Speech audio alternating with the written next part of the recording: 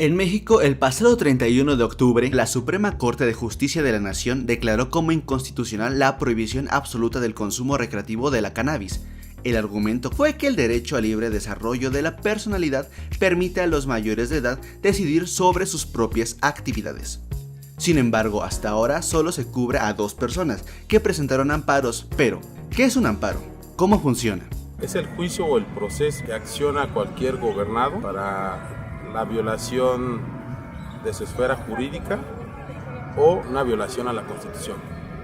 Se ejerce ante los órganos jurisdiccionales, en este caso, entre paréntesis, los juzgados de distrito. A pesar que si bien en la Constitución no existe una prohibición como tal, aún no se han llevado a cabo las modificaciones necesarias en la Ley General de Salud y en el Código Penal Federal. Esto provoca que se violen los derechos constitucionales de los individuos en su libertad de consumo.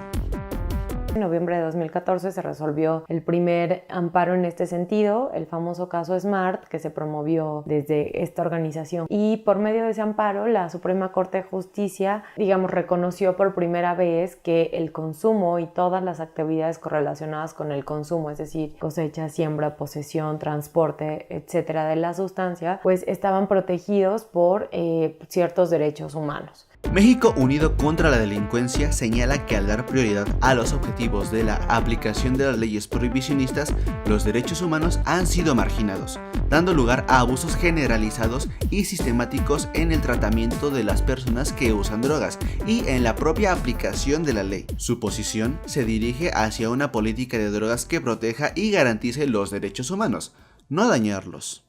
Lo que tiene que hacer actualmente una persona, es acudir con COFEPRIS, llenar un formato en el cual solicitas autorización para llevar a cabo todas las actividades correlacionadas al consumo tal como están descritas en la ley, y ya una vez que tú tengas la negativa por parte de COFEPRIS, entonces sí puedes ir con un juez y ampararte ante esa decisión, ese acto de autoridad. Pero legalizar la marihuana implicaría también modificar la propia ley, el código, las normas oficiales, normatividades aduanales y agrícolas, así como los lineamientos para los cuerpos de policía, es decir, emprender una serie de actos legislativos más allá de los amparos que hagan frente a la impugnación del Poder Judicial.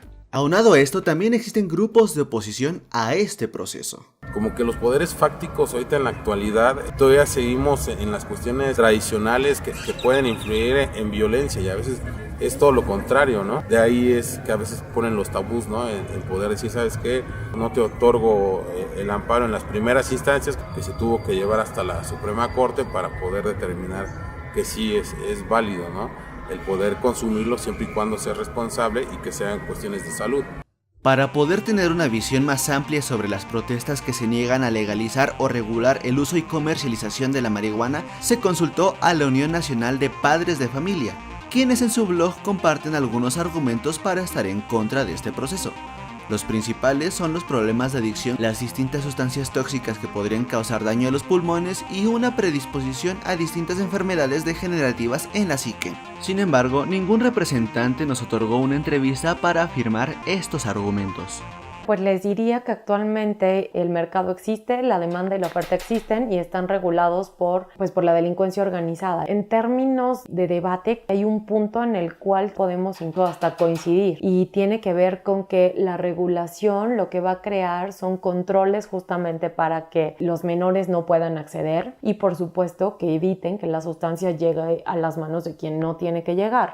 La marihuana no está prohibida, pero tampoco está completamente libre de restricciones y sin embargo sí está regulada. Pese a que las mismas preocupaciones y trabas a la legalización sigan presentándose, es una realidad que el contexto internacional sobre este debate, sumando a las necesidades internas de nuestro país, han abierto el campo de acción a posibilidades antes jamás poseídas. El cambio, claro está, no se dará de un día a otro y tendrá que guiarse mediante una adaptación y evolución cuidadosa, pero siempre con miras al desarrollo humano y social libre y pacífico.